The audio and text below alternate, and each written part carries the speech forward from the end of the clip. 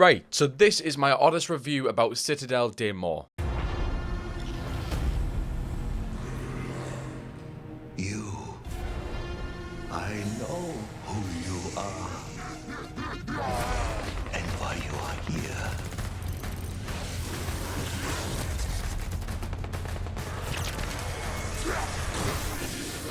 That was well worth the price of admission. Get medieval on them before they get mad evil on you.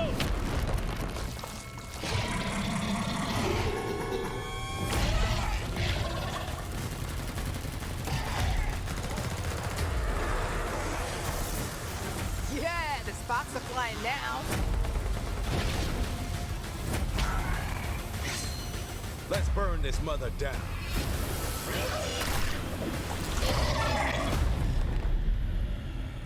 The new COD Zombies map has officially been out for 1 week. To start things off, the first thing I realised is how small the map is compared to Liberty Falls or Terminus, for example. Like, they are all very open maps, and so I'd say Liberty Falls is quite small as well.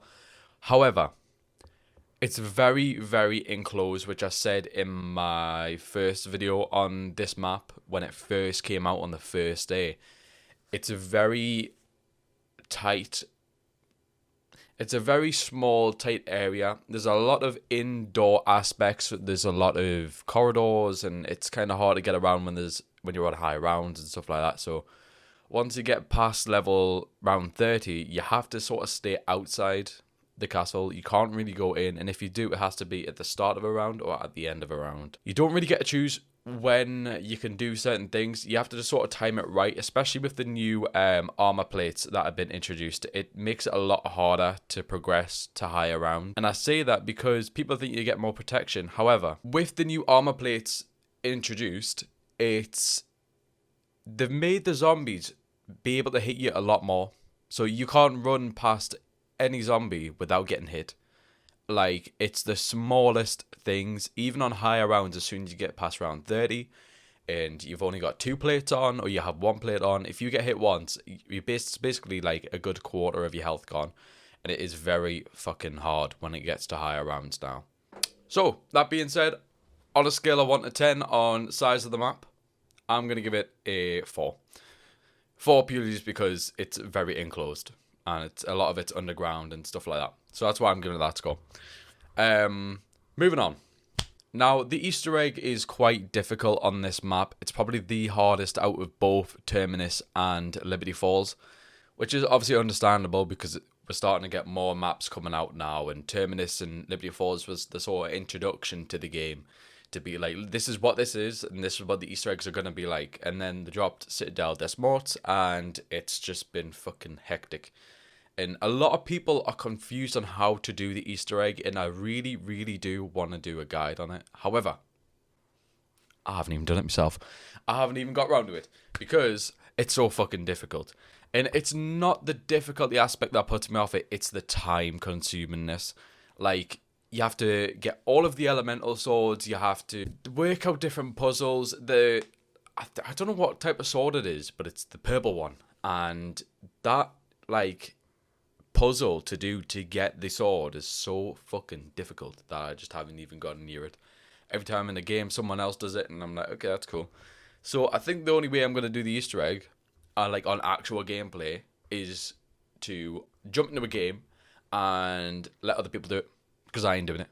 I can't do it solo. It's so fucking difficult. And my friend who I play with, he's thick as pig shit. He won't be able to do it. So in terms of the Easter egg, I'm going to give it probably a 7 out of 10, because this map comes with so many good small Easter eggs. Like, the little side quest Easter eggs are so fucking fun to do, and they're so simple. And if you do know the ground bases of them, such as the PhD flopper, which I did a video on, or the wheel of cheese, so you can get free pack-a-punch and everything. Like, when I got all of the rat locations, I had received a pack-a-punch level 2, and I was only on round 9, I think I was. So you can get these things really, really early in the game, and it really does benefit you when it does come to the main Easter egg. So keep that in mind. So be careful of what gun you want to pack-a-punch and what you're going to take into the final boss battle with you, because it really does matter. But that being said, the Easter egg itself, definitely a 7 out of 10 because it's quite good. I've seen the boss battle. I haven't done it, but it is good. I have seen it.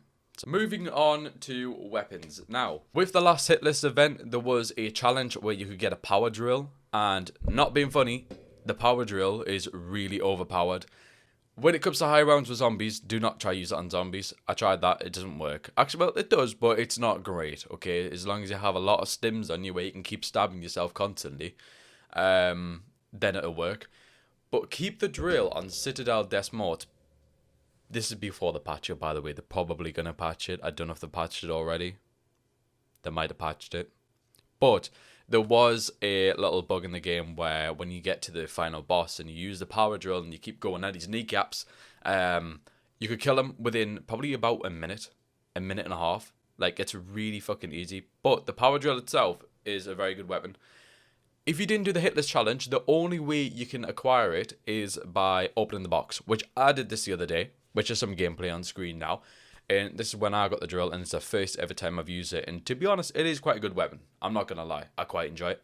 But it's only good for certain things. So if you want to defeat the double gas really, really quick, pack a punch that as many times as you can and make sure it's the highest rarity possible. That way, it'd be super easy. I'll put some gameplay on screen now how quick it took me to get rid of a double gas. I think it was round 30 or round 29 or something. But I was even using it up until round 33. But even that was like really powerful still. So check it out. That's definitely one item I'd recommend. Another thing I had noticed as well is the ray gun. And I believe, I'm not too sure, this just might be me, but I think the ray gun has possibly changed. I got the ray gun yesterday and without Pack-a-Punch, it just seems shinier. Like, it seems different. It seems a different, not a different red, but like a different material. You know what I mean? Like, I'll put some gameplay on screen now, and this is like, it looks really, really shiny and really pristine. When the ray gun would sometimes be a little bit more rustic, but yeah. And then Pack-a-Punch in this COD Zombies looks spectacular. But ray gun, do I recommend it on Citadelle Des Morts? I suppose so. You can't go wrong with a ray gun, but you need to make sure that you do have the power drill if you go in at the final boss battle. But ray gun, highly recommend. Does it do well in high rounds? Yes. Against the double gas? No, not really. There's the double gas and then there's something else, but I don't know how to pronounce it. I don't really recommend it to go against them. The power drill works against them really, really well. But if you don't have that, just use one of the elemental swords. All right. And finally, the elemental swords. The elemental swords is within the weapons, by the way. Elemental swords, big letdown because everyone thought that they were going to be quite similar to the bows in Black Ops 3, I believe, in Dysendrak. However, it's temperamental because you can't get close enough to the zombies without getting hit while you're hitting them, unless you're constantly pulling your controller back in order to keep your character far enough away from them to still kill them. So, them are not really that good, but you kind of need them for the Easter egg. So, if you're doing that, then fair enough. However, if you just want to use them in the game, I wouldn't recommend them unless you've got a big crowd of zombies and you can use a special ability. That's literally the only thing they're really good for. That might be a little bit controversial because I know a lot of people do like them, but when you compare it to the past Wonder Weapons, it doesn't really compare all that well. So I would give the weapons a solid 6 out of 10. 6.5. I'm going to say 6.5. The only thing that let it down was the sword. Yeah, that's probably the only thing. But other than that, no, do you know what? Nah, fuck it. I'll give it an 8 because there are some really good weapons and zombies at the moment. Finally, moving on to the main Easter egg. Now, with this map, you do see the return of Craft, and Craft was in, I believe, a last Zombies. I'm not too sure which one it was. I believe it was Call of Duty. Began with a V, I think. I don't know. The game was so bad that when I bought it, I played it for a week, and I got so bored of it that I just give it away. I give it away to my partner's younger step brother. He wasn't even old enough to play Call of Duty, but I needed rid of it, so I just, but yeah, you have that. So the reason why I mention the return of Kraft is because Kraft is one of the main characters in the Easter egg. Now, he goes on to say that you need to collect a sentient artifact. I think that's what he said. That might be the wrong word, but you know what I mean. He wants you to collect a certain artifact in order to progress through zombies, to do the main Easter egg, the main story. Am I with the story? Not really. I've lost track. But this is I should have probably looked it up before I filmed this, but it's looking good. That's all I can say, because at the end of the Easter egg, spoiler alert. If you don't want to see any spoilers, click off now. However, make sure you like and subscribe before you go. He goes on to mention you need to take the ancient artifact to a certain location, which is also in France. We've had previous COD zombies. What other maps are in France? Origins. Is it the return of Origins? Maybe. I don't know. Nobody knows. There was also a rumor that it might be the next COD Zombies map, the DLC, or 1 or 2, whatever it was. Could be Nuketown Zombies. But I don't think so. I mean, I definitely think that we're going to get a Nuketown Zombies. Purely because it's Black Ops. And it's branded Black Ops, not Cold War. But would we get that quicker than Origins? Probably. If we were to get a Nuketown Zombies, it's going to be released later on in December. So keep an eye out for that just in case. And I'll definitely be keeping an eye out on many little leaks and teasers. There have been a little bit of teasers during the past COD Zombies maps. And they're all pointing towards Origins as a return. Would it be how it used to be? Probably not. It's probably going to be quite dead. Because at this timeline, I think it's been so long since Origins. I don't know if it's in the same timeline. I doubt it. I think it's not long after Origins, because there's a lot of mentions of Richtofen, and they don't really mention any of the characters, just Richtofen. So I'm guessing that is going to be the return of Origins. Maybe. We'll see. But yeah, the Easter egg itself is absolutely amazing. It's a lot of puzzles, a lot of mind games, and trying to figure out certain parts and remembering to do this and that as you progress through the map.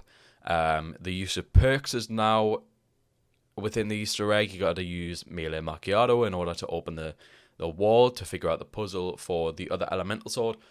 And all this stuff, it's very, very technical, and it's nothing really we've seen before. Personally, I like it. I do like it. But I just do not have time. So I'm not going to do it right now. I am going to be working on doing it. But it's going to take some time. So I'm waiting.